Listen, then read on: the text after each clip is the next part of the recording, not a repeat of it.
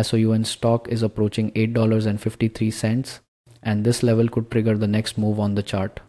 Over the last several sessions, SOUN has been trading inside a consolidation range after a sharp sell-off earlier. Price bounced from support near $6.78 and pushed higher, but recently started pulling back again. Right now, the stock is moving between support around $7.93 and resistance near $8.53.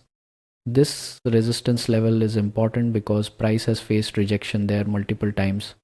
If SOUN can break and hold above $8.53 with a daily closing confirmation, the next upside target could be $8.98.